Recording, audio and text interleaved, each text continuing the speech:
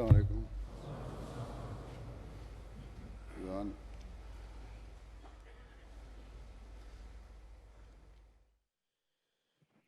الله أكبر الله أكبر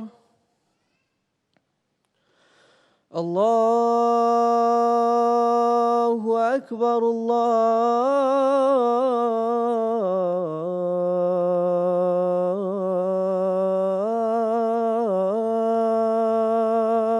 أكبر. أشهد أن لا إله إلا الله.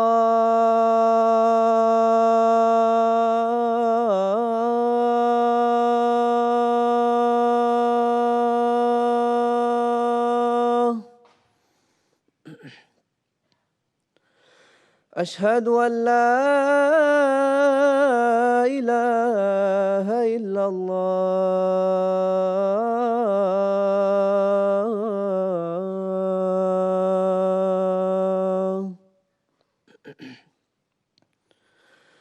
أشهد أن محمدًا رسول الله.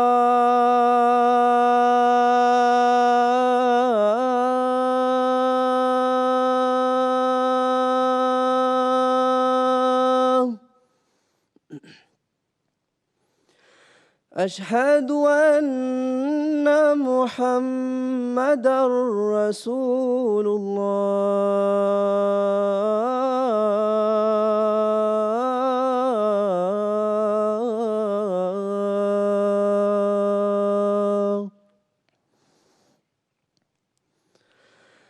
حي على الصلاة.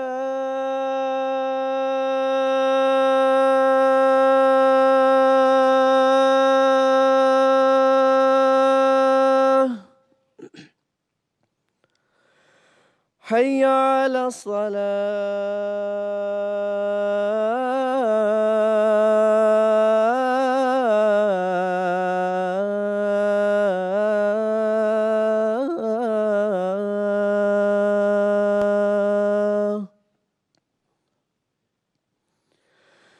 حي على الفلاح.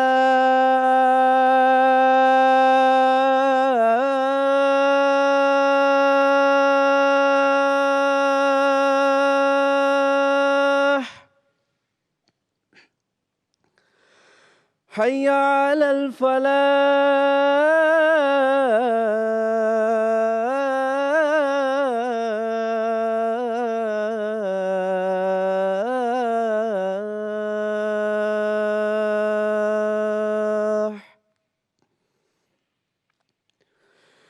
الله أكبر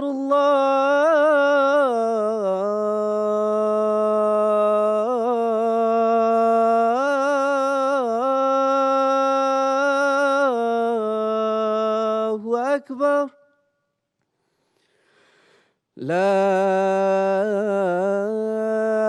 إله إلا الله.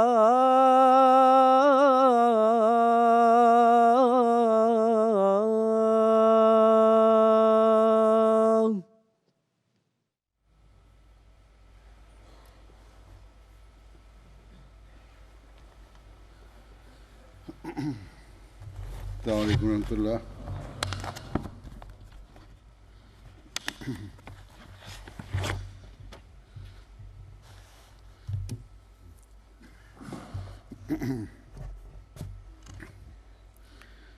أشهد أن لا إله إلا الله وحده لا شريك له وأشهد أن محمدًا عبده ورسوله. أما بعد فأعوذ بالله من الشيطان الرجيم. بسم الله الرحمن الرحيم.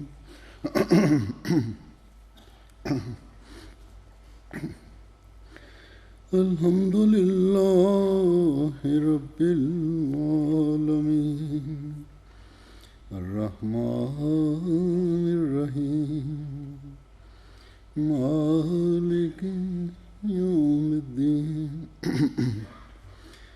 إياك نعبد وإياك نستعين اهدنا الصراط المستقيم صراط الذين أنعمت عليهم غير المغضوب عليهم ولا الضالين.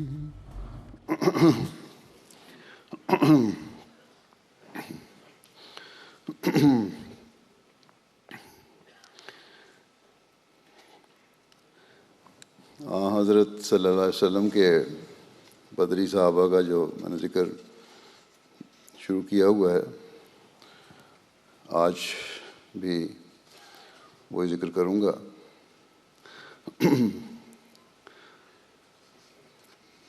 گزشتہ دورے کی وجہ سے، مختلف جلسوں کی وجہ سے یہ بیچ میں ذکر ٹوٹ گیا تھا، سلسلہ اس کا ٹوٹ گیا تھا۔ جو آخری خطبہ میں نے صحابہ کا ذکر پہ دیا تھا وہ 20 ستمبر کا تھا۔ اس میں جو ذکر تھا، اس میں حضرت خبیب بن ندی کا ذکر کیا گیا تھا، اور اس کا کچھ حصہ بیان کرنے سے رہ گیا تھا۔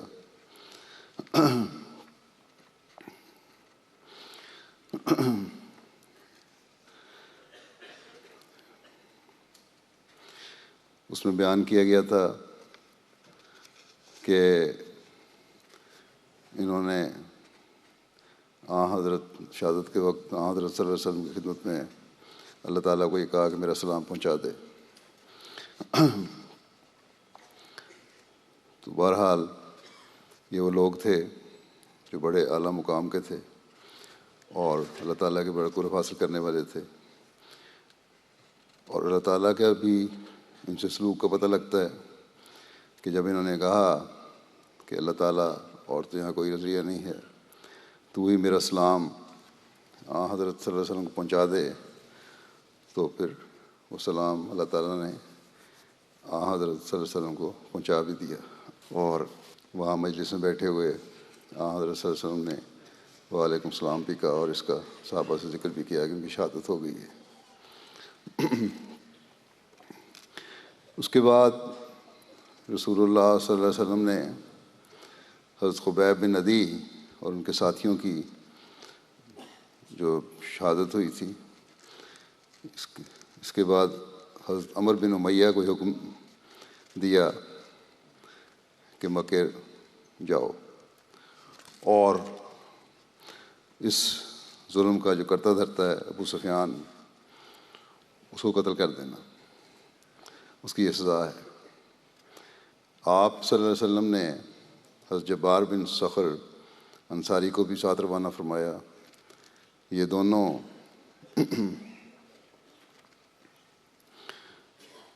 اپنے اونٹ یاجج وادی جو مکے سے 8 میل کے فاصلے پر واقع ہے، اور اس کی یہ گھاٹی تھی، اس میں باندھ کر رات کے وقت مکے میں داخل ہوئے۔ حضرت جبار نے حضرت عمر سے کہا کہ کاش ہم طواف کعبہ کر سکیں اور 2 رکعت نماز ادا کر سکیں۔ حضرت عمر نے کہا یہیں کعبہ میں 2 رکعت نماز ادا کر سکیں۔ حضرت عمر نے کہا کہ قریش کا یہ طریق ہے کہ کھانا کھانے کے بعد اپنے صحنوں میں بیٹھ جاتے ہیں رات کو، کہیں ہم پکڑے نہ جائیں۔ حضرت جبار نے کہا انشاءاللہ ایسا ہرگز نہیں ہوگا۔ حضرت عمر بیان کرتے ہیں کہ پھر ہم نے طواف کعبہ کیا اور 2 رکعت نماز پڑھی۔ پھر ہم ابو سفیان کی تلاش میں نکل پڑے۔ اللہ کی قسم ہم پیدل چل رہے تھے کہ اہل مکہ میں سے ایک آدمی نے ہمیں دیکھا اور مجھے پہچان لیا اور کہنے لگا کہ عمر بن امیہ یہ تو وہی ہے، ضرور کسی شر کی نیت سے آیا ہوگا۔ اس پر میں نے اپنے ساتھی سے کہا کہ بچو، یہاں سے نکلو۔ پھر ہم تیزی سے وہاں سے نکلے، یہاں تک ایک پہاڑ پر چڑھ گئے۔ وہ لوگ بھی ہماری کھوج میں نکلے۔ جب ہم پہاڑ کی چوٹی پر چڑھ گئے تو وہ مایوس ہو کر چلے گئے۔ پھر ہم نیچے اتر کر پہاڑ کی ایک غار میں گھس گئے اور پتھر اکٹھے کر کے اوپر نیچے رکھ دیے، اور وہیں ہم نے رات گزاری۔ صبح ہوئی تو ایک قریشی ادھر آ نکلا جو اپنے گھوڑے کو لے کر جا رہا تھا۔ ہم پھر غار میں چھپ گئے۔ میں نے کہا اگر اس نے دیکھ لیا ہوا تو یہ شور مچائے گا، لہذا اس کو پکڑ کر مار دینا ہی بہتر ہے۔ حضرت عمر بیان کرتے ہیں کہ میرے پاس ایک خنجر تھا جسے میں نے ابو سفیان کے لیے تیار کیا تھا۔ میں نے اس خنجر سے اس کے شخص کے سینے پر وار کیا، جس سے وہ اس زور سے چیخا کہ مکے والوں نے اس کی آواز سن لی۔ کہتے ہیں میں دوبارہ اپنی جگہ پر آ کر چھپ گیا۔ جب لوگ اس کے پاس تیزی سے پہنچے تو وہ اپنی آخری سانس لے رہا تھا۔ انہوں نے اس سے پوچھا کہ تم پر کس نے حملہ کیا؟ اس نے کہا کہ عمر بن امیہ نے۔ پھر موت نے اس پر غلبہ پا لیا اور اسی جگہ وہ مر گیا، اور انہیں ہماری جگہ کا پتہ نہیں بتا سکا۔ اس زمانے میں یہی حالت تھی کہ اگر دشمنوں کو پتہ لگ جاتا تھا تو پھر ایک دوسرے کے شدید مخالفت کی وجہ سے یہی ہوتا تھا کہ قتل کر دو، اور ان کو یہی شک تھا کہ اس نے کیونکہ ہمیں دیکھ لیا ہے اب یہ بتا بھی دے گا جا کے، اور پھر کفار جو ہیں وہ ہمارے پیچھے آئیں گے اور پھر ہمیں بھی قتل کریں گے۔ تو اس سے پہلے دفاع کے طور پر انہوں نے یہ کیا۔ بہرحال کہتے ہیں کہ وہ بتا نہیں سکا ہمارا پتہ، وہ اسے اٹھا کر لے گئے، اور شام کے وقت میں نے اپنے ساتھی سے کہا اب ہم محفوظ ہیں۔ بس ہم رات کو مکے سے مدینہ کی طرف نکلے تو ایک پارٹی کے پاس سے گزرے جو حضرت خبیب بن عدی کی نعش کی حفاظت کر رہی تھی۔ ان میں سے ایک شخص نے حضرت عمر کو دیکھ کر کہا کہ خدا کی قسم، جتنی اس شخص کی چال عمر بن امیہ سے ملتی ہے اس سے زیادہ میں نے آج سے پہلے کبھی نہیں دیکھی۔ اگر وہ مدینے میں نہ ہوتا تو میں کہتا کہ یہی عمر بن امیہ ہے۔ یہاں بھی اللہ تعالیٰ نے ان کی آنکھوں پہ پردہ ڈال دیا۔ کہتے ہیں کہ حضرت جبار نے جب اس لکڑی تک جس پر حضرت خبیب کو لٹکایا گیا تھا وہاں تک پہنچے تو جلدی سے اسے اٹھا کر چل پڑے۔ وہ لوگ بھی آپ کے پیچھے بھاگے۔ ایک دوسری روایت میں آتا ہے کہ وہ لوگ شراب کے نشے میں تھے، بدمست تھے، کچھ جاگ رہے تھے، کچھ سو رہے تھے، کچھ اونگ رہے تھے، تو بہرحال ان کو پتہ نہیں لگا اور وہ جلدی سے لے کے بھاگے، اور پھر ان کو بھی پتہ لگا تو وہ آپ کے ان لوگوں کے پیچھے بھاگے، یہاں تک کہ جب حضرت جبار یاجج پہاڑ کے سیلابی نالے کے پاس پہنچے تو انہوں نے اس لکڑی کو اس کے اندر پھینک دیا۔ وہ لوگ بھی پیچھے پہنچے، لیکن اللہ تعالیٰ نے اس لکڑی کو ان کافروں کی آنکھوں سے اوجھل کر دیا اور اسے نہ ڈھونڈ سکے۔ حضرت عمر بیان کرتے ہیں کہ میں نے اپنے ساتھی یعنی حضرت جبار سے کہا کہ تم یہاں سے نکلو اور اپنے اونٹ پر بیٹھ کے روانہ ہو جاؤ، میں ان لوگوں کو تمہارے پیچھے آنے سے روکے رکھوں گا۔ حضرت عمر بیان کرتے ہیں کہ پھر میں چلا یہاں تک کہ زجنان پہاڑ تک پہنچ گیا جو مکے سے 25 میل کے فاصلے پر واقع ہے۔ میں نے ایک غار میں پناہ لی، وہاں سے نکلا یہاں تک کہ مقام عرش پر پہنچا جو مدینے سے 78 میل کے فاصلے پر واقع ہے۔ پھر چلتا گیا۔ کہتے ہیں کہ جب میں مقام نقی پر اترا جو مدینے سے تقریباً 60 میل کے فاصلے پر ہے تو مشرکین نے قریش کے 2 آدمی دیکھے جنہیں قریش نے مدینہ میں جاسوسی کے لیے بھیجا تھا۔ میں نے انہیں کہا کہ ہتھیار ڈال دو، پتہ تو لگ گیا کہ تم جاسوسی کرنے آئے ہو، لیکن وہ نہ مانے۔ اس پر ایک کو تو میں نے وہاں لڑائی شروع ہو گئی۔ کہتے میں نے تیر مارا اور اس کو ہلاک کر دیا، اور دوسرے کو قیدی بنا لیا اور پھر اسے باندھ کر مدینہ لے آیا۔ ایک دوسری روایت کے مطابق حضرت عمر بن امیہ زمری بیان کرتے ہیں کہ رسول اللہ صلی اللہ علیہ وسلم نے انہیں تنہا جاسوس کے طور پر بھیجا تاکہ حضرت خبیب کو لکڑی سے اتاروں۔ وہ کہتے ہیں کہ رات کے وقت میں نے حضرت خبیب کی لکڑی کے پاس پہنچ کر اس کے اوپر چڑھ گیا تو اس وقت خوف تھا کہ کوئی مجھے دیکھ نہ لے۔ جب میں نے اس لکڑی کو چھوڑ دیا تو زمین پر گر پڑی۔ پھر میں نے دیکھا کہ وہ لکڑی ایسی غائب ہو گئی گویا اسے زمین نے نگل لیا۔ پھر اس وقت سے لے کر آج تک خبیب کی ہڈیوں کا کوئی ذکر نہیں ہے۔ ایک اور روایت کے مطابق حضرت عمر بن امیہ زمری بیان کرتے ہیں کہ جب میں نے حضرت خبیب کو رسیوں وغیرہ سے آزاد کر کے نیچے لٹایا تو میں نے اپنے پیچھے کوئی آہٹ کی آواز سنی، پھر جب دوبارہ میں سیدھا ہوا تو کچھ بھی نظر نہ آیا اور حضرت خبیب کی نعش غائب ہو چکی تھی۔ تو پہلی روایت جو زیادہ صحیح لگتی ہے کہ پیچھے جب دوڑے تو انہوں نے دریا میں پھینک دیا اور دریا نے اس کو بہا لیا یا آگے پیچھے کر دیا، ندی تھی، پانی بہاؤ تھا۔ تو مختلف روایات آتی ہیں، تو بہرحال ان کو نام اسی نام سے مشہور ہو گئے تھے کہ جن کی لاش زمین میں غائب ہو گئی، تو کوئی معلوم نہ کر سکے، وہ کفار جو کچھ کرنا چاہتے تھے اس نعش کی بے حرمتی وہ نہیں کر سکے، اور اللہ تعالیٰ نے اس کو محفوظ رکھا۔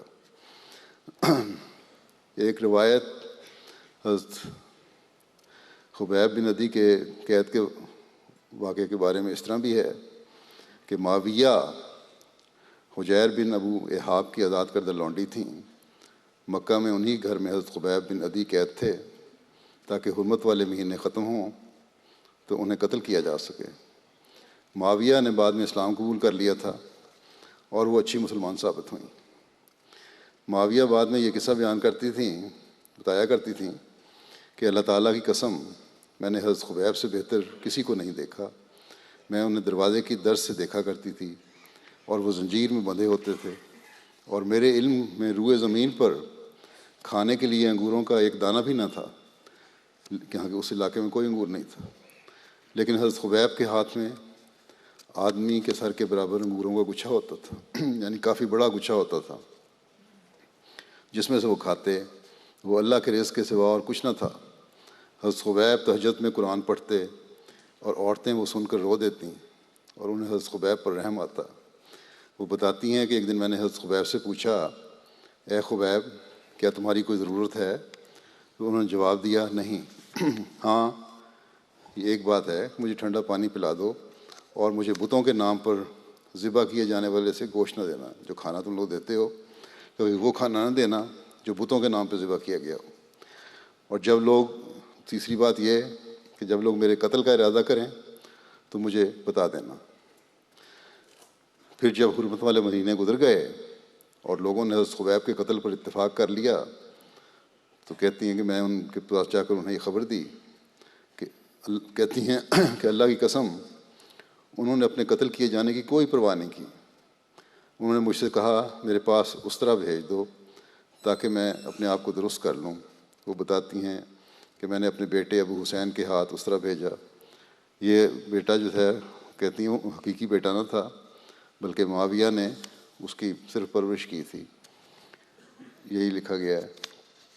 جب بچہ چلا گیا تو پھر کہتی ہیں میرے دل میں خیال پیدا ہوا کہ اللہ کی قسم خبیب نے اپنا انتقام پا لیا، اب میرا بیٹا اس کے پاس ہے، اسطرہ اس کے ہاتھ میں ہے اور اس انتقام لے لے گا۔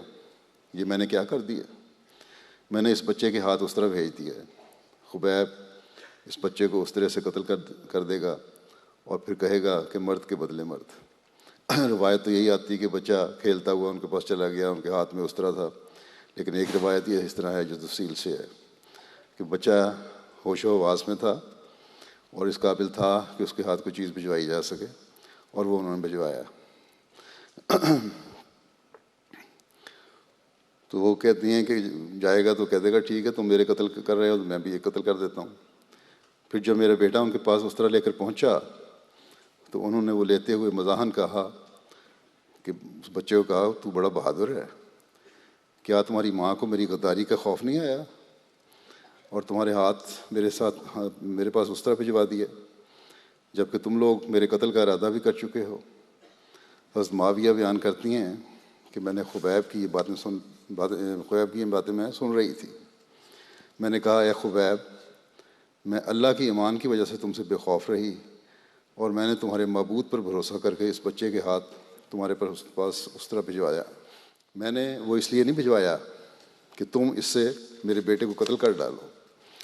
حضرت خبیب نے کہا کہ میں ایسا نہیں ہوں کہ اس کو قتل کروں، ہم اپنے دین میں غداری جائز نہیں سمجھتے۔ وہ بتاتی ہیں کہ پھر میں نے خبیب کو خبر دی کہ لوگ کل صبح تمہیں یہاں سے نکال کر قتل کرنے والے ہیں. لوگ پھر یہ ہوا کہ اگلے دن لوگ انہیں زنجیر میں جکڑے ہوئے تنیم مکے سے مدینہ کی طرف مدینہ کی طرف 3 میل کے فاصلے پر ایک مقام ہے، وہاں لے گئے اور خبیب کے قتل کا تماشا دیکھنے کے لیے بچے، عورتیں، غلام اور مکے کے بہت سارے لوگ وہاں پہنچی، اور کوئی بھی مکے میں نہ رہا. اس روایت کے مطابق طالب انتقام جو انتقام چاہتے تھے، جو اپنے بڑوں کا قتل کا بدلہ لینا چاہتے تھے، جو جنگ میں مارے گئے تھے، وہ تو اپنی آنکھیں ٹھنڈی کرنے کے لیے، اور جنہوں نے انتقام نہیں لینا تھا اور جو اسلام اور مسلمانوں کے مخالف تھے، وہ مخالفت کا اظہار کرنے اور خوش ہونے کے لیے گئے تھے وہاں. دیکھیں کس طرح اس کو قتل کیا جاتا ہے. پھر جب حضرت خبیب کو ماں زید بن دسنہ کے تنیم لے کر پہنچ گئے تو مشرکین کے حکم سے ایک لمبی لکڑی کھودی گئی. پھر جب وہ لوگ خبیب کو اس لکڑی کے پاس لے کر پہنچے، وہاں کھڑی کی گئی تو خبیب بولے کیا مجھے 2 رکعت پڑھنے کی مہلت مل سکتی ہے؟ لوگ بولے کہ ہاں. حضرت خبیب نے 2 نفل اختصار کے ساتھ ادا کیے اور انہیں لمبا نہ کیا. یہ ان کی روایت ہے، ان خاتون کی. ابن سعد کے حوالے سے جو روایت ابھی بیان ہوئی ہے، اس کے مطابق معاویہ جو تھیں حجیر بن ابو احاب کی آزاد کردہ لونڈی تھیں، جن کے گھر میں حضرت خبیب قید کیے گئے تھے. علامہ ابن عبد البر کے مطابق حضرت خبیب عقبہ کے گھر میں قید تھے اور عقبہ کی بیوی انہیں خوراک مہیا کرتی تھی اور کھانے کے وقت وہ حضرت خبیب کو کھول دیا کرتی تھی. علامہ ابن اسیر جزری لکھتے ہیں کہ حضرت خبیب پہلے صحابی تھے جو اللہ تعالیٰ کی خاطر صلیب دیے گئے، یعنی لکڑی پہلے کھڑی کی گئی، زمین پر گاڑی گئی، اس پر ان کو باندھ کے پھر شہید کیا گیا. حضرت مسلم موعود رضی اللہ عنہ لکھتے ہیں اس قتل کے واقعے کے بارے میں کہ اس تماشے کو دیکھنے والوں میں ابو سفیان رئیس مکہ بھی تھا. وہ زید کی طرف متوجہ ہوا اور پوچھا کہ کیا تم پسند نہیں کرتے کہ محمد تمہاری جگہ پر ہو اور تم اپنے گھر میں آرام سے بیٹھے ہو صلی اللہ علیہ وسلم؟ زید نے بڑے غصے سے جواب دیا کہ ابو سفیان تم کیا کہتے ہو؟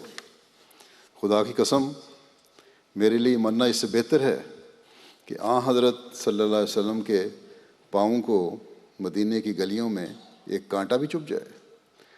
اس فدائیت سے ابو سفیان متاثر ہوئے بغیر نہ رہ سکا. یہ جواب تھا، ایسا تھا کہ ابو سفیان اس سے متاثر ہوئے بغیر نہ رہ سکا، اور اس نے حیرت سے زید کی طرف دیکھا اور فوراً ہی پھر دبی زبان میں کہنے لگا کہ خدا گواہ ہے کہ جس طرح محمد کے ساتھی محبت کرتے ہیں، میں نے نہیں دیکھا کہ کوئی اور شخص کسی سے محبت کرتا ہو. یہ تھا صحابہ کا حضرت صلی اللہ علیہ وسلم سے عشق و وفا کا تعلق، اور یہ جان قربان کر دینے کا معیار بھی. پھر اللہ تعالیٰ کا سلوک بھی ان سے کیا تھا وہ بھی ظاہر ہو گیا. خدا تعالیٰ کی راہ میں جب یہ انہوں نے کہا کہ جب میں خدا تعالیٰ کی راہ میں مارا جا رہا ہوں تو ان کا اپنا کیا معیار تھا. تو جس پہلو میں بھی گروں کوئی فرق نہیں پڑتا کہ دائیں گرتا ہوں، بائیں گرتا ہوں، آگے گرتا ہوں، پیچھے گرتا ہوں، میں تو خدا تعالیٰ کی خاطر جان دے رہا ہوں. ایک آرزو تھی جس کا اظہار کیا انہوں نے قتل کیے جانے سے پہلے، اور وہ بھی یہ کہ اللہ تعالیٰ کے حضور سجدہ کر لوں، 2 نفل پڑھ لوں. حضرت صلی اللہ علیہ وسلم کو سلام پہنچانے کی آرزو تھی، خواہش تھی، تو وہ بھی اللہ تعالیٰ نے پوری کر دی، وہ بھی پہنچا دیا.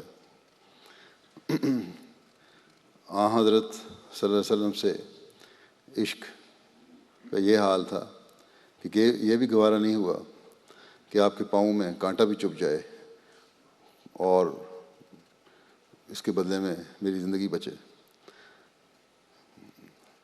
کسی ہلکی سی تکلیف کی بھی اہمیت تھی آن حضرت صلی اللہ علیہ وسلم کے، اور اپنی جان کی کوئی پرواہ نہیں تھی.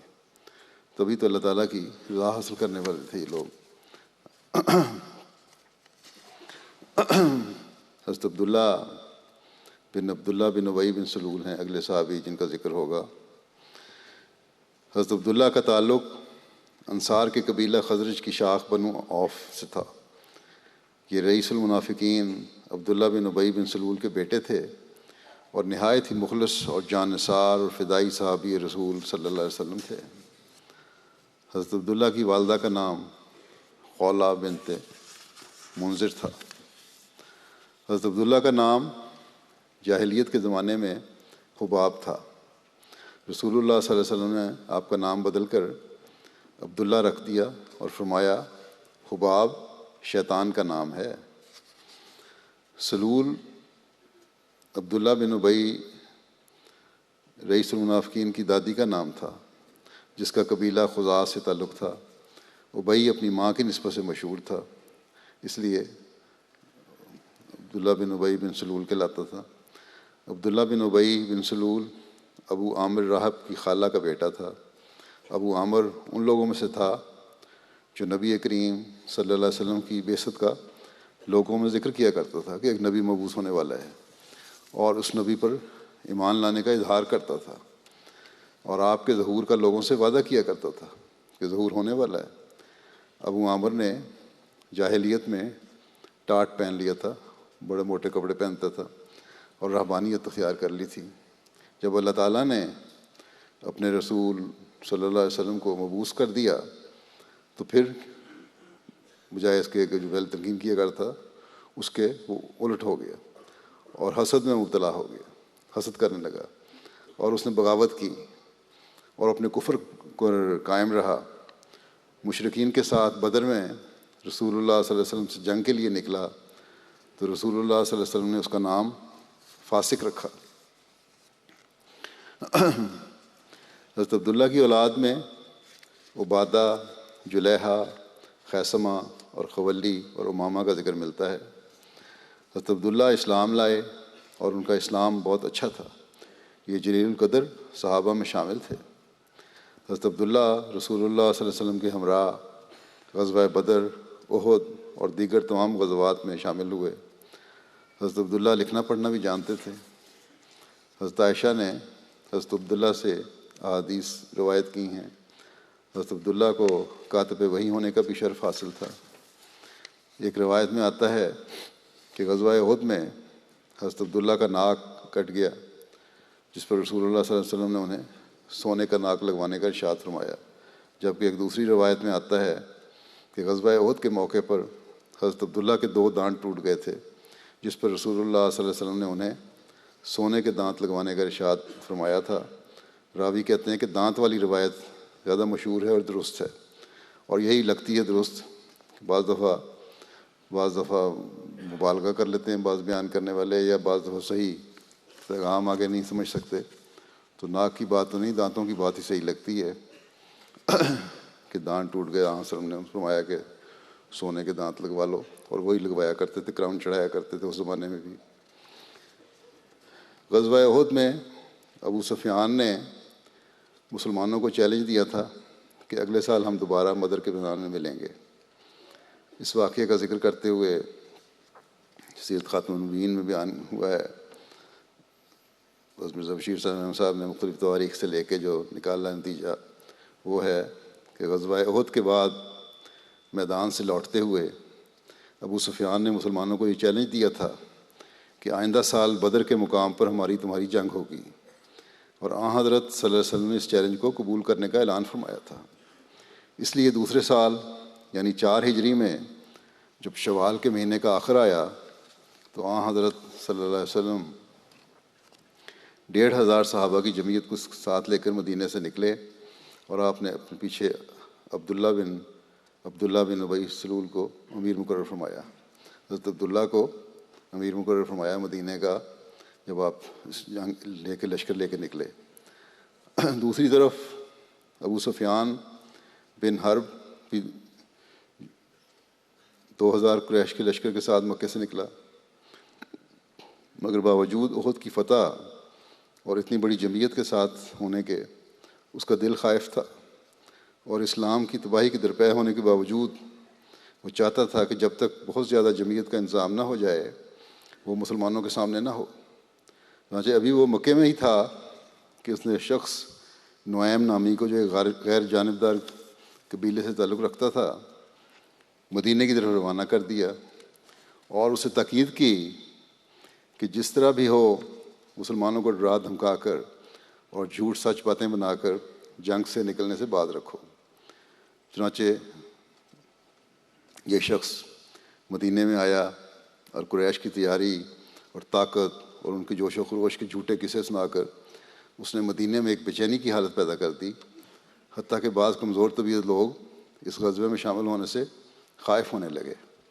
لیکن جب حضرت صلی اللہ علیہ وسلم نے نکلنے کی تحریک فرمائی اور آپ نے اپنی تقریر میں فرمایا کہ ہم نے کفار کے چیلنج کو قبول کر کے اس موقع پر نکلنے کا وعدہ کیا ہے، اس لیے ہم اس سے تخلف نہیں کر سکتے، اس کے خلاف نہیں چلیں گے، خواہ مجھے اکیلا جانا پڑے، تم لوگ ڈر رہے ہو، اکیلا بھی جانا پڑے تو میں جاؤں گا اور دشمن کے مقابلے پر اکیلا سینہ سپر ہو جاؤں گا۔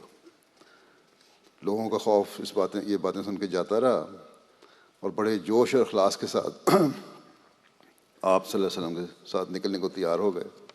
بہرحال حضرت صلی اللہ علیہ وسلم 1,500 صحابہ کے ساتھ مدینے سے روانہ ہوئے، اور دوسری طرف ابو سفیان اپنے 2,000 سپاہیوں کے ہمراہ مکے سے نکلا۔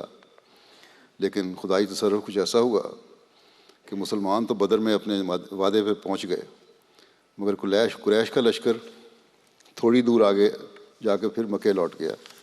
اور اس کا قصہ یوں ہوا، کس طرح وہ لوٹا کہ جب ابو سفیان کو نعیم کی ناکامی کا علم ہوا، جو آدمی بھیجا تھا ڈرانے کے لیے مسلمانوں کو، یہ پتہ لگ گیا کہ ان لوگ مسلمان تو نہیں ڈرے، وہ تو باہر آ گئے ہیں، تو وہ دل میں خائف ہوا اور اپنے لشکر کو یہ تلقین کرتا ہوا راستے سے لوٹا کر واپس لے گیا کہ اس سال قحط بہت زیادہ ہے اور لوگوں کو تنگی ہے، اس لیے اس وقت لڑنا ٹھیک نہیں ہے، جب کشائش ہوگی، حالات ٹھیک ہوں گے تو زیادہ تیاری کے ساتھ مدینے پر حملہ کریں گے۔ بہرحال اسلامی لشکر 8 دن تک بدر میں ٹھہرا، اور چونکہ وہاں ماہ ذو قعدہ کے شروع میں ہر سال میلہ لگا کرتا تھا اس جگہ، اس میدان میں، تو ان دنوں میں بہت سے صحابیوں نے اس میلہ بھی لگ گیا، ان دنوں میں صحابیوں نے اس میلے میں تجارت کر کے نفع کمایا۔ کہا جاتا ہے کہ یہاں تک کہ اس روز انہوں نے اس 8 روزہ تجارت میں جو وہاں رہے، وہ اپنے راس المال کو دگنا کر لیا، جو ان کا اپنا سرمایہ تھا اس تجارت کی وجہ سے وہ دگنا ہو گیا۔ جب میلے کا اختتام ہو گیا اور لشکر قریش نہ آیا تو حضرت صلی اللہ علیہ وسلم بدر سے کوچ کر کے مدینے واپس تشریف لے آئے، اور قریش نے مکے میں واپس پہنچ کر مدینے پر حملے کی تیاریاں شروع کر دیں دوبارہ۔ یہ جو ہے یہ غزوہ بدر الموعد کہلاتا ہے، یہ جو جس کے لیے لشکر نکلا تھا۔ حضرت عبداللہ 12 ہجری میں حضرت ابوبکر کی خلافت میں جنگ یمامہ میں شہید ہوئے تھے۔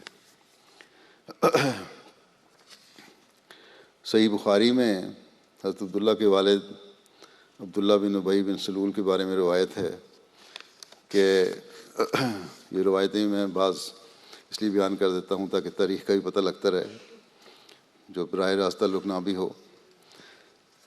حضرت اسامہ بن زید سے مروی ہے کہ رسول اللہ صلی اللہ علیہ وسلم ایک گدھے پر سوار ہوئے جس پر فدق کی بنی ہوئی چادر ڈالی ہوئی تھی، اور آپ نے حضرت اسامہ بن زید کو اپنے پیچھے بٹھا لیا۔ آپ حضرت سعد بن عبادہ کی عیادت کو جا رہے تھے، جو بنو حارث بن خزرج کے محلے میں تھا، میں رہتے تھے۔ یہ واقعہ غزوہ بدر سے پہلے کا ہے۔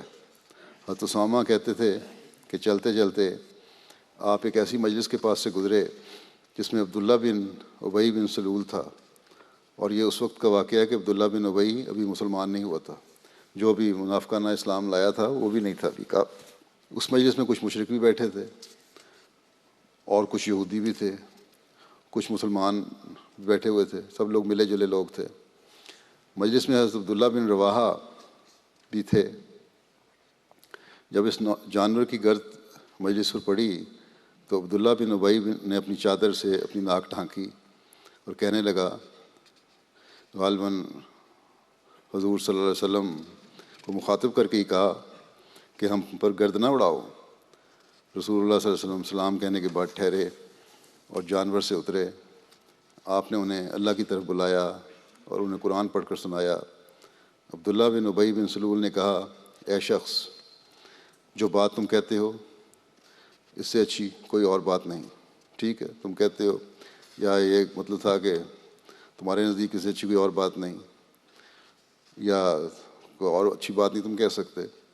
کئی مطلب اس کے ہو سکتے ہیں، اور ترجمہ کرنے میں کس طرح کیا گیا ہے یہ تو اصل عبارت سے پتہ لگ سکتا ہے۔ بہرحال اس نے یہ کہا، اگر یہ سچ ہے کہ تمہاری اس بات سے کوئی اچھی بات نہیں تو ہماری مجلس میں آ کر اس سے تکلیف نہ دیا کرو، اپنے ٹھکانے پر ہی واپس جاؤ اور پھر جو تمہارے پاس آئے اس سے بیان کیا کرو۔ حضرت عبداللہ بن رواحہ نے یہ سن کر کہا کہ نہیں یا رسول اللہ، ہماری مجلسوں میں ہی میں آپ آ کر ہمیں پڑھ کر سنایا کریں، ہمیں تو یہ بات پسند ہے۔ اس پر مسلمان اور مشرک اور یہودی ایک دوسرے کو برا بھلا کہنے لگے۔ قریب تھا کہ وہ ایک دوسرے پر حملہ کرتے، مگر نبی کریم صلی اللہ علیہ وسلم نے ان کا جوش دباتے رہے، ان سمجھاتے رہے، آخر وہ رک گئے۔ پھر اس کے بعد نبی کریم صلی اللہ علیہ وسلم اپنے جانور پر سوار ہو کر چلے گئے، یہاں تک کہ حضرت سعد بن عبادہ کے پاس آئے۔ نبی صلی اللہ علیہ وسلم نے ان سے کہا کہ اے سعد، کیا تم نے نہیں سنا جو ابو حباب نے کہا ہے آج مجھے؟ آپ کی مراد عبداللہ بن ابی سے تھی۔ آپ نے فرمایا، اس نے مجھے یوں کہا ہے، ساری بات بتائی۔ حضرت سعد بن عبادہ نے کہا، یا رسول اللہ، آپ اس کو معاف کر دیں اور اس سے درگزر کیجیے۔ اس ذات کی قسم ہے جس نے آپ پر کتاب نازل فرمائی ہے،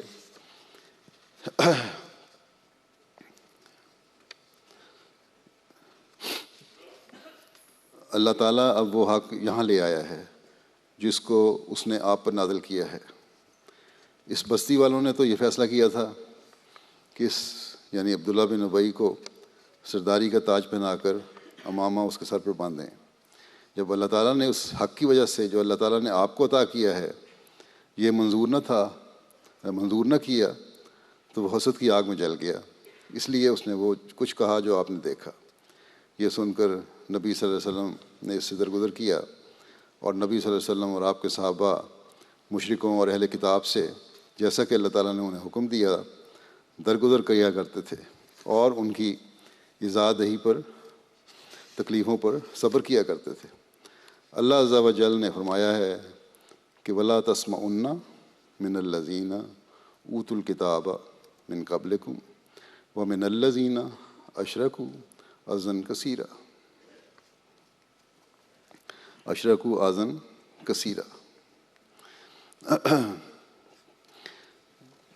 اور تم ضرور ان لوگوں سے جنہوں نے تم سے پہلے کتاب دی گئی اور ان سے جنہوں نے شرک کیا بہت تکلیف دہ باتیں سنو گے۔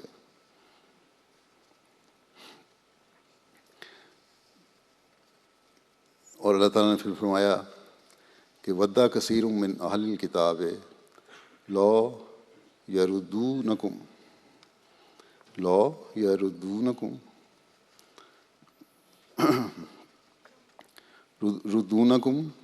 مِنْ بَعْدِ إِيمَانِكُمْ كُفَّارًا حَسَدًا مِّنْ عِندِ أَنفُسِهِمْ۔ اہل کتاب میں سے بہت سے ایسے ہیں جو چاہتے ہیں کہ کاش تمہارے ایمان لانے کے بعد ایک دفعہ پھر کفار بنا دیں بوجہ اس حسد کے جو ان کے اپنے دلوں سے پیدا ہوتا ہے۔ بس تم اس وقت تک کہ اللہ اپنے حکم کو نازل فرمائے انہیں معاف کرو اور ان سے درگزر کرو، اور اللہ یقیناً ہر ایک امر پر پورا قادر ہے۔ اور نبی کریم صلی اللہ علیہ وسلم عفو کو ہی مناسب سمجھتے تھے جیسا کہ اللہ تعالیٰ نے آپ کو حکم دیا تھا۔ آخر اللہ تعالیٰ نے ان کو اجازت دے دی جب رسول اللہ صلی اللہ علیہ وسلم نے بدر کے مقام پر ان کا مقابلہ کیا، اور اللہ تعالیٰ نے اس لڑائی میں کفار کو قریش کے بڑے سرگرم مار ڈالے، تو عبداللہ بن ابی بن سلول اور جو اس کے ساتھ مشرک اور بت پرست تھے کہنے لگے اب تو یہ سلسلہ شاندار ہو گیا ہے۔ انہوں نے رسول اللہ صلی اللہ علیہ وسلم سے اسلام پر قائم رہنے کی بیعت کر لی اور مسلمان ہو گئے، وہ بھی اسلام بھی ان کا اسی طرح تھا کہ جب دیکھا کہ جنگ بدر میں کامیاب ہو گئے تو خوف پیدا ہوا اور اسلام لے آئے۔ تو بہرحال یہ روایتیں جیسا کہ میں نے کہا ان کا براہ راست تعلق نہیں بھی ہے تو بیان کرتا ہوں تاکہ تاریخ کا بھی پتہ لگتا چلا جائے اس حوالے سے۔ پھر اس کے عبداللہ بن ابی بن سلول کے کردار کی تفصیل حضرت مرزا بشیر احمد صاحب نے بیان کی ہے۔ غزوہ احد کے موقع پر رسول اللہ صلی اللہ علیہ وسلم نے مسلمانوں کو جمع کر کے ان سے قریش کے اس حملے کے خلاف مشورہ مانگا کہ آیا مدینہ میں ٹھہرا جاوے یا باہر نکل کر مقابلہ کیا جاوے۔ اس مشورے پر عبداللہ بن ابی بن سلول بھی شریک تھا، جو دراصل تو منافق تھا مگر بدر کے بعد بظاہر مسلمان ہو چکا تھا، اور یہ پہلا موقع تھا کہ حضرت صلی اللہ علیہ وسلم نے اسے مشورے میں شرکت کی دعوت دی۔ مشورے سے قبل حضرت صلی اللہ علیہ وسلم نے قریش کے حملے اور ان کے خونی ارادوں کا ذکر فرمایا اور فرمایا کہ آج رات کو میں نے خواب میں ایک گائے دیکھی ہے، نیز میں نے دیکھا کہ میری تلوار کا سر ٹوٹ گیا ہے، اور پھر میں نے دیکھا کہ وہ گائے ذبح کی جا رہی ہے، اور میں نے دیکھا کہ میں نے اپنا ہاتھ ایک مضبوط زرہ کے اندر ڈالا ہے۔ اور ایک روایت میں یہ بھی مذکور ہے کہ آپ نے فرمایا کہ میں نے دیکھا کہ ایک مینڈا ہے جس کی پیٹھ پر میں سوار ہوں۔ صحابہ نے دریافت کیا کہ یا رسول اللہ صلی اللہ علیہ وسلم، آپ نے اس خواب کی کیا تعبیر فرمائی؟ آپ صلی اللہ علیہ وسلم نے فرمایا کہ گائے کے ذبح ہونے سے تو میں یہ سمجھتا ہوں کہ میرے صحابہ میں سے بعض کا شہید ہونا مراد ہے، اور میری تلوار کے کنارے کے ٹوٹنے سے میرے عزیزوں میں سے کسی کی شہادت کی طرف اشارہ معلوم ہوتا ہے، یا شاید خود مجھے اس مہم میں کوئی تکلیف پہنچے، اور زرہ کے اندر ہاتھ ڈالنے سے میں یہ سمجھتا ہوں کہ اس حملے کے مقابلے کے لیے ہمارا مدینہ کے اندر ٹھہرنا زیادہ مناسب ہے۔ اور مینڈے پر سوار ہونے والے خواب کی آپ نے یہ تعویل فرمائی کہ اس سے کفار کے لشکر کا سردار یعنی علم بردار مراد ہے، جھنڈا اٹھانے والا، جو انشاءاللہ تعالی مسلمانوں کے ہاتھوں سے مارا جائے گا۔ اس کے بعد آپ صلی اللہ علیہ وسلم نے صحابہ سے مشورہ طلب فرمایا کہ موجودہ صورت میں کیا کرنا چاہیے۔ بعض بڑے صحابہ نے حالات کے اونچ نیچ کی وجہ سے اور سوچ کر اور شاید کسی قدر حضرت صلی اللہ علیہ وسلم کے خواب سے متاثر ہو کر یہ رائے دی کہ مدینہ میں ٹھہر کر مقابلہ کرنا مناسب ہے۔ یہی رائے عبداللہ بن ابی بن سلول جو رئیس المنافقین تھا اس نے بھی دی، اور حضرت صلی اللہ علیہ وسلم نے بھی اسی رائے کو پسند فرمایا اور کہا کہ بہتر یہی معلوم ہوتا ہے کہ ہم مدینہ کے اندر رہ کر مقابلہ کریں۔ لیکن اکثر صحابہ نے اور خصوصاً ان نوجوانوں نے جو بدر کی جنگ میں شامل نہیں ہوئے تھے اور اپنی شہادت سے خدمت دین کا موقع حاصل کرنا چاہتے تھے اور بڑے بےتاب ہو رہے تھے، اس کے لیے بڑے اصرار کے ساتھ عرض کیا کہ شہر سے باہر نکل کر کھلے میدان میں مقابلہ کرنا چاہیے۔ ان لوگوں نے اس قدر اصرار کیا اور اپنی رائے کو پیش کیا کہ حضرت صلی اللہ علیہ وسلم نے ان کے جوش کو دیکھ کر ان کی بات مان لی اور فیصلہ فرمایا کہ ہم کھلے میدان میں نکل کر کفار کا مقابلہ کریں گے۔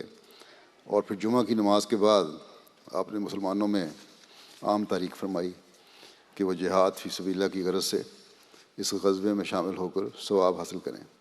اس کے بعد آپ اندرون خانہ تشریف لے گئے، گھر چلے گئے، جہاں حضرت ابوبکر اور حضرت عمر کی مدد سے آپ نے امامہ باندھا اور لباس پہنا اور پھر ہتھیار لگا کر اللہ تعالیٰ کا نام لیتے ہوئے باہر تشریف لے آئے۔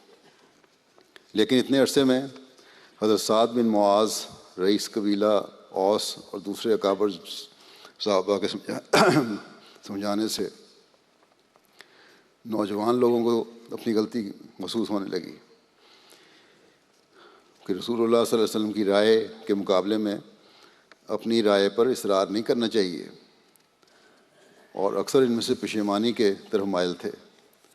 جب ان لوگوں نے حضرت صلی اللہ علیہ وسلم کو ہتھیار لگائے اور دوری ذرہ اور خود جو ہے وہ وغیرہ پہنے ہوئے دیکھا کہ آپ تشریف لائے ہیں، تو ان کو ندامت اور بھی زیادہ ہو گئی اور زیادہ پریشان ہو گئے۔ انہوں نے قریباً ایک زبان ہو کر عرض کیا کہ یا رسول اللہ، ہم سے غلطی ہوگی کہ ہم نے آپ کی رائے کے مقابلے میں اپنی رائے پر اصرار کیا ہے۔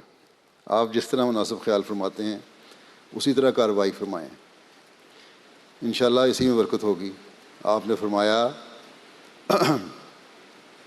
بڑے جوش سے کہ خدا کے نبی کی شان سے بعید ہے کہ وہ ہتھیار لگا کر پھر اسے اتار دے قبل اس کے کہ خدا کوئی فیصلہ کرے۔ اب یہ تو نہیں ہو سکتا، یہ خدا کے نبی کی شان نہیں ہے کہ ہتھیار لگائے اور پھر انہیں اتار دے، سوائے اس کے کہ اللہ تعالیٰ کا فیصلہ ہو۔ بس اب اللہ کا نام لے کر چلو، اور اگر تم نے صبر سے کام لیا تو یقین رکھو کہ اللہ تعالیٰ کی نصرت تمہارے ساتھ ہوگی۔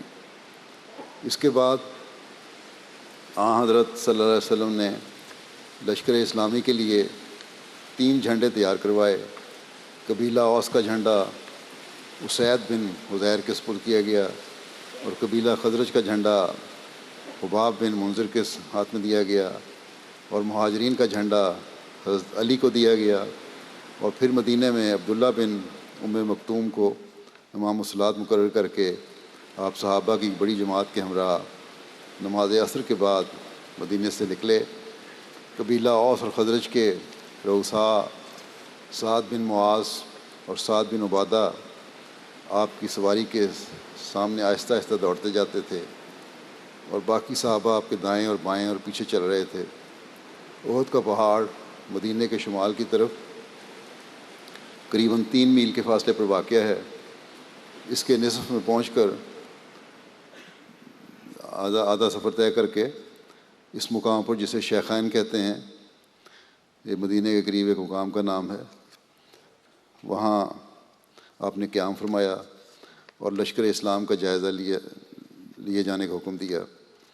کم عمر بچے جو جہاد کے شوق میں ساتھ آ گئے تھے وہ واپس کیے گئے، چنانچہ عبداللہ بن عمر، اسامہ بن زید، ابو سعید خدری وغیرہ سب واپس کیے گئے۔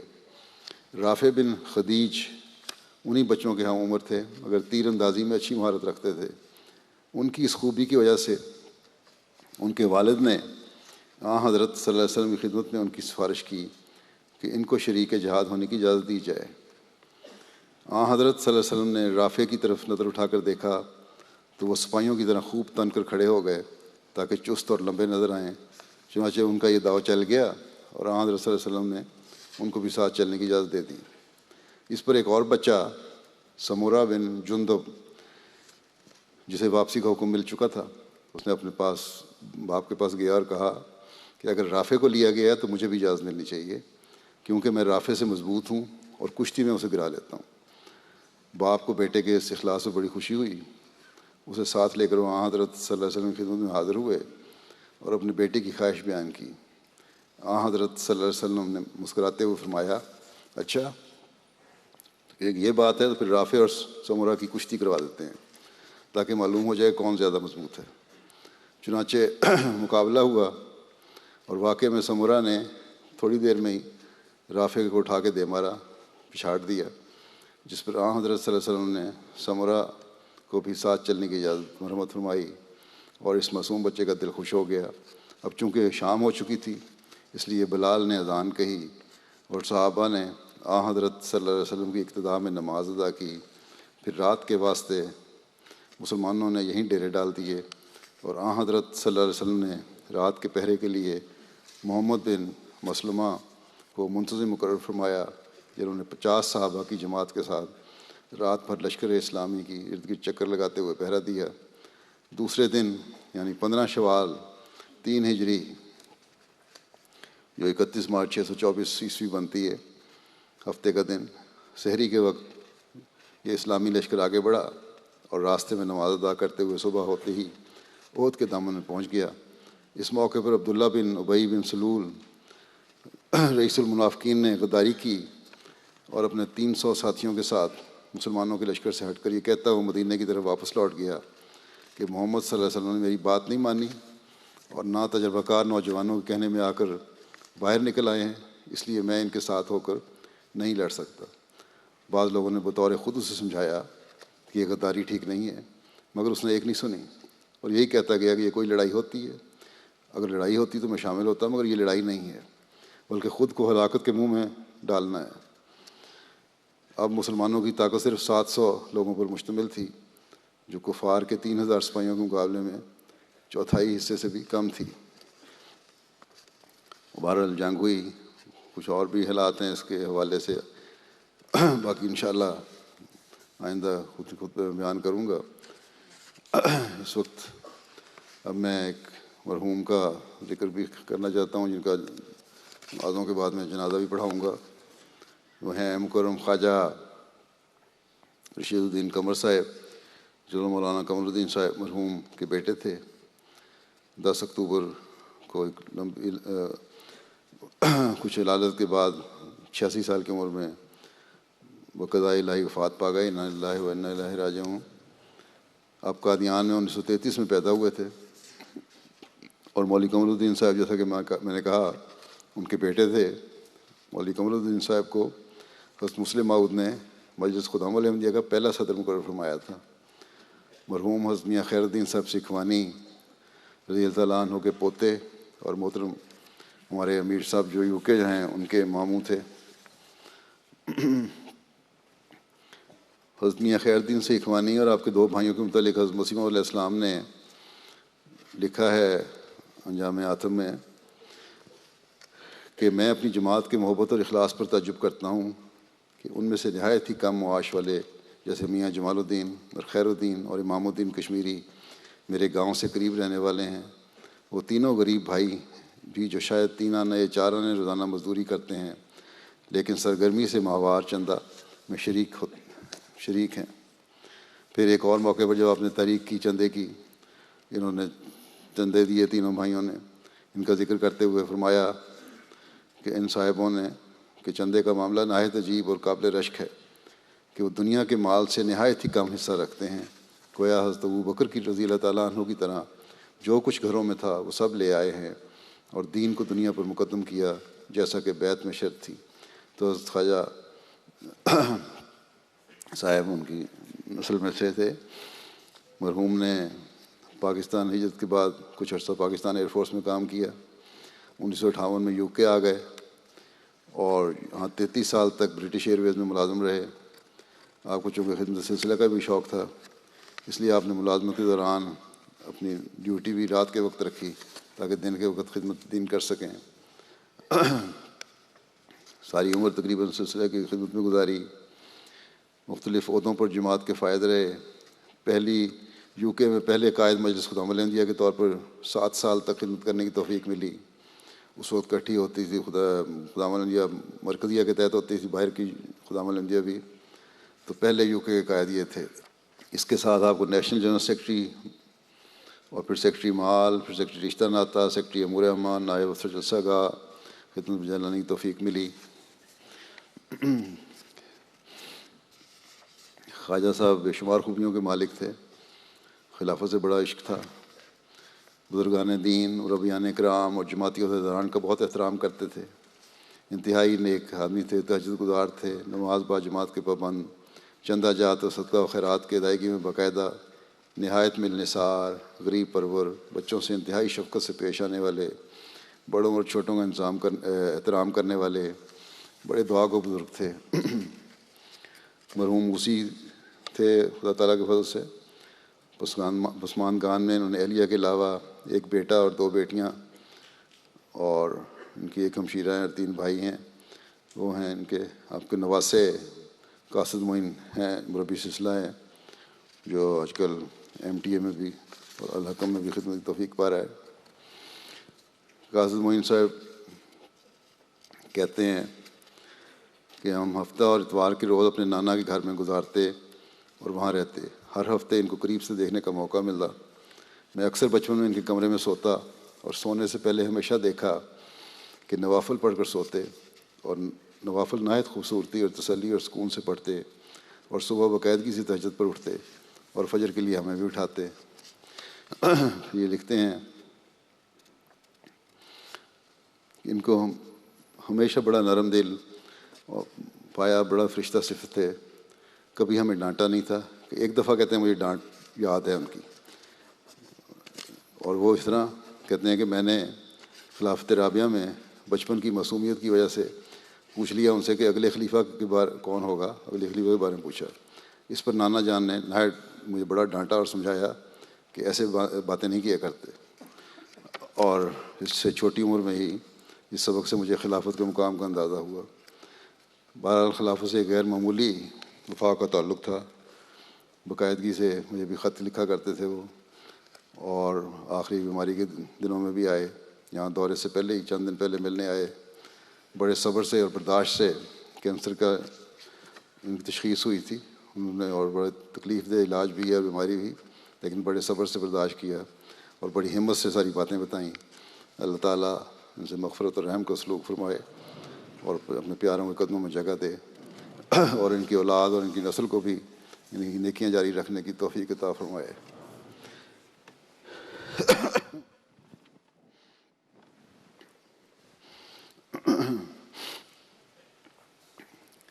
الحمد للہ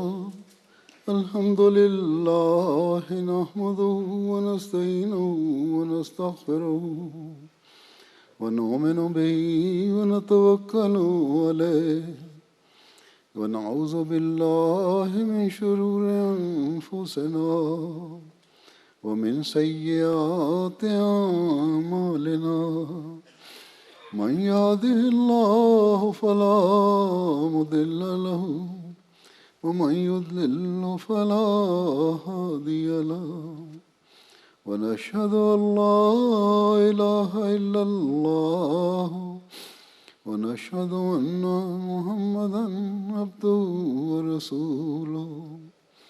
عباد الله رحمكم الله، إن الله يأمر بالعدل والإحسان وإيتاء ذي القربى وينهى عن الفحشاء والمنكر والبغي، يعظكم لعلكم تذكرون۔ اذكروا الله يذكركم وادعوه يستجب لكم ولذكر الله أكبر۔